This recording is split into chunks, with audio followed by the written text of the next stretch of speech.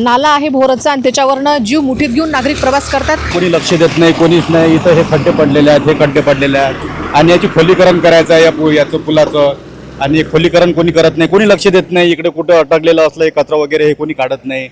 गड्डे पडलेले आहेत, येणाऱ्या जाणाऱ्याला एवढी तकलीफ आहे याच्यावरती की याचं असं कोणी विचारही करू शकत नाही. प्रशासन कोणी फिरून पाहत नाही, आले तर फक्त वरच्यावर पाहतात, खाली कोणी पाहत नाही. याचे इथं 3 हे बुजलेले आहेत, 3 पिल्लर, आणि एकाच पिल्लरच्या खालून इथून पाणी चालू आहे.